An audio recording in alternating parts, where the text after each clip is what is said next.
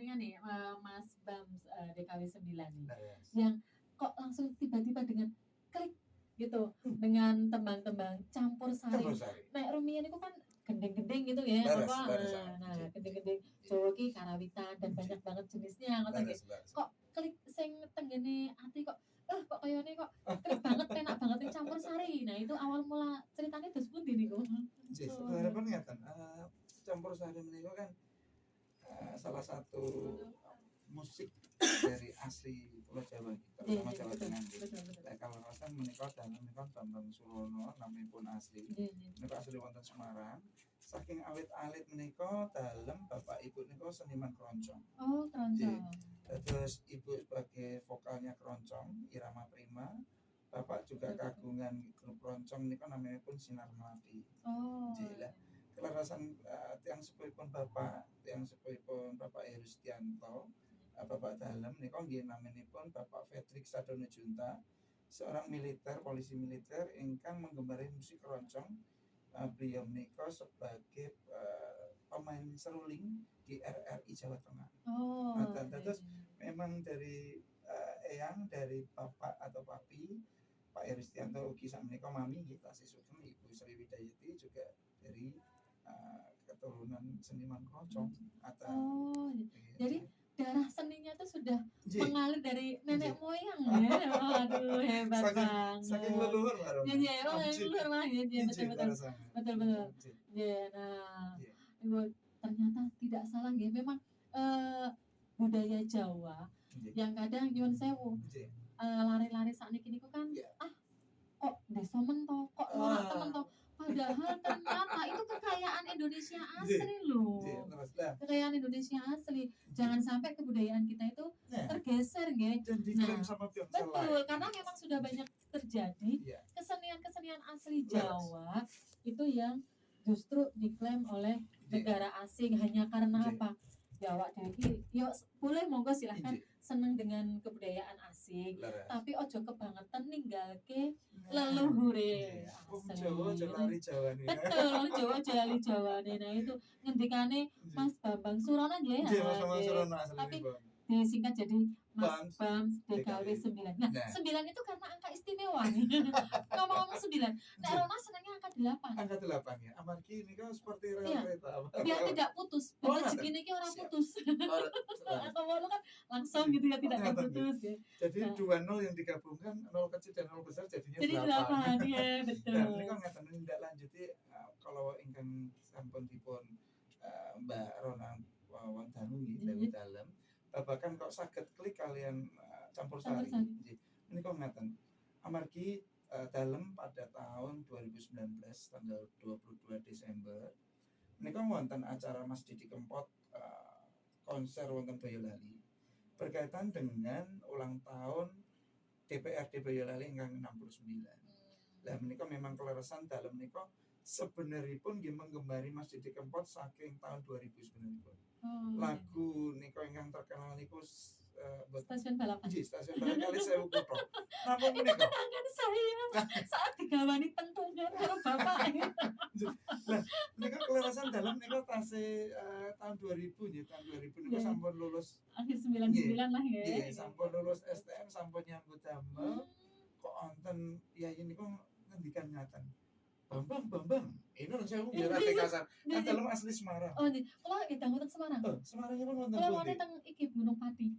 Saiki dadi UNES nggih. Nggih. Nah, meneh dalam wonten Pancakarya Dr. Cipto. Oh, Dr. Cipto. Pasar Pekan Peksi. Nongkrong iki teng mriku nggih. Nggih, leres. Mesti daripun bakmi godhog, bakmi goreng gitu. Sampai ngayapi tegi Mataram ya. Bagaimana badhe pados ingkang enak-enak malah nggih peterangan nggih. Peterangan. Juar pasar Dago. Pasar dhuwur sotone. Lajeng menika kan dalem sampun dipun paringi napa nggih. Ada sebuah citra bahwa saya mirip dengan Mas Didi Kempot. Terus ada teman saya asmanipun niku Yohanes Tangkili. Memang di Semarang itu kan banyak teman-teman yang tidak hanya pribumi Jawa ada kalau menyebutnya kan Tenglan sama Wana. Tenglan itu kan Chinese, kalau Jawa itu pribumi. Nah, kebetulan saya dari teman-teman itu kan banyak yang Tenglan juga. Bang, rupamu ki kayak Didi Kempot. Saya pukul pakai kursi loh, Mbak. Ya, saya karena namanya Yohanes Tangkiling. Orangnya itu memang celelean. Dan saya udah ngejengki bocah ki nek nyelelek, mau tak gitik. Gitu. Nek Semarang tak antem Iya, ya. betul. Padahal kalah gede, kalau saya diganti di kita ya gerundung. Kalah ya. Iya kan? Tapi karena berkaitan dengan apa yang dikatakan itu, menurut saya ada sebuah indikasi cercaan ya, diskriminatif, saya marah. Tetapi dari situ saya berkaca, ternyata bener ya. Nah aku di Gondrong City itu mirip. Cahayanya mirip. Nah, dari situ saya menyukai karya-karya beliau, Mbak. Ya, pertama itu ya Stasiun Balam sama Sewu Kuto. Terus berlanjut lagi pada tahun 2019 ada acara berkaitan dengan ulang tahun DPRD itu saya nonton. Nah, saya nonton konser Mas Didi Kempot itu atas saran istri sebenarnya. Karena saya jujur saja, saya di situ dalam arti tidak begitu tahu karya-karya Mas Didi Kempot.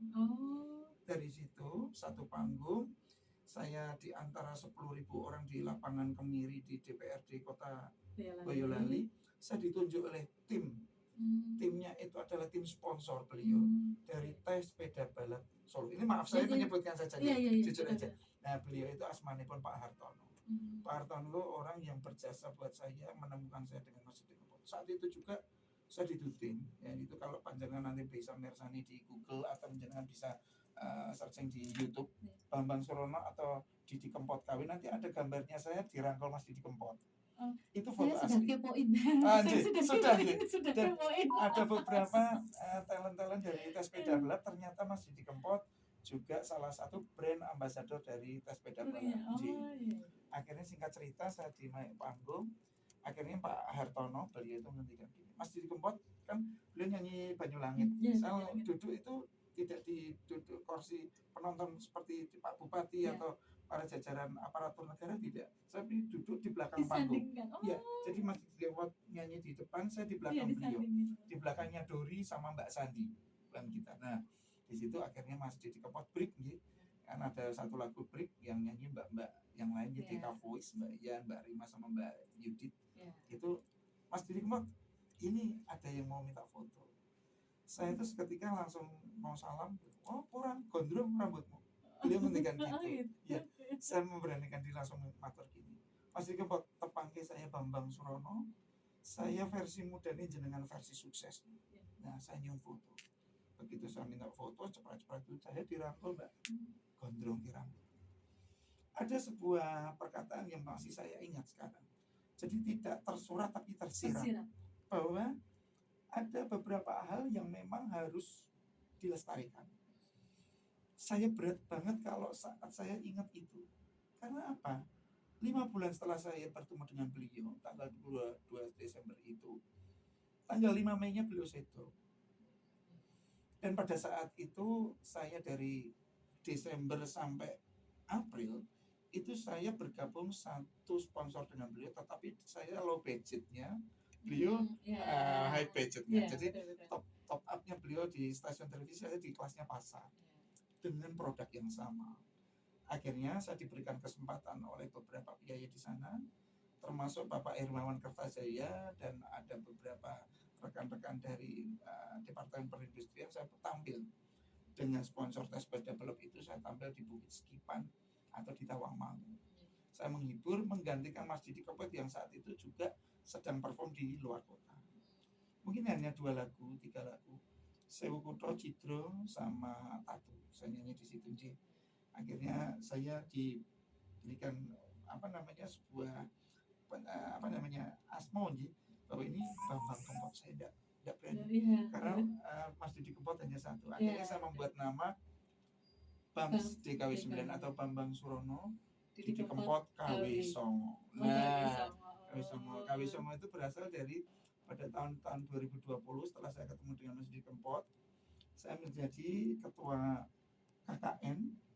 Saya mahasiswa Fakultas Hukum paling tua, Mbak. Jadi saya umur 38 tahun saya kuliah lagi di Fakultas Hukum karena tuntutan istri ya, Endra Zulandri. Masuk sudah ada beberapa pekerjaan yang sudah terselesaikan, kenapa nggak studi lagi kan gitu. Akhirnya saya dipaksa gitu. Termotivasi ya Bu ya. Ya di situ. Akhirnya dipaksa Mbak Rana. Akhirnya saya matur aja Bu, oke saya tak kuliah tapi tolong bantu. Biasanya kalau kuliah itu dulu saya pernah kuliah di Fakultas Teknik Sipil, saya gagalnya itu di skripsi. Oh, gitu. Tolong kalau skripsi kamu yang buat, oke. Alhamdulillah saya lulus Mbak. Lulus kayaknya tidak banyak 3,7 tapi tertinggi dan tertua. Iya, Jumlah tertua. Nah, selamat. akhirnya pada saat itu dari tahun 2020 awal saya KKN di situ menjadi ketua tim 1 KKN di Universitas Boyolali.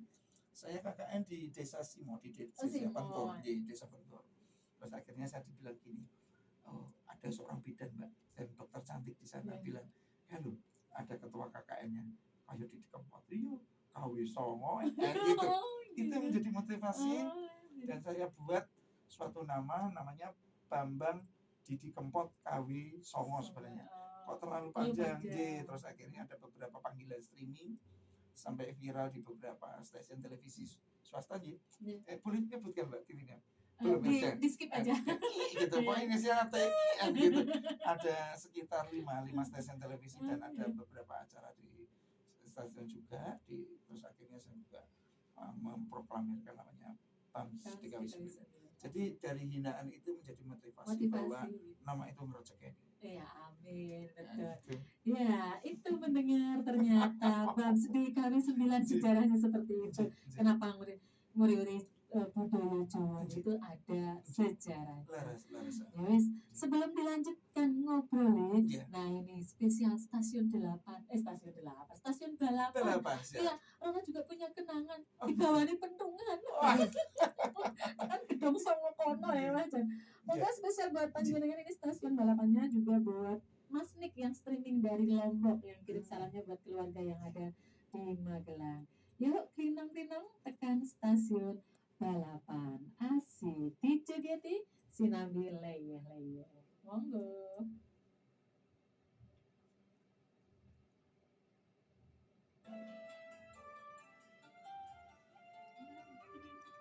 Oh Semarang, asli ini Semarang. Jadi saya lahirnya di Pancakarya. Jadi rumah sakit waktu pas saya dilahirkan di RSD di daerah Kalisari.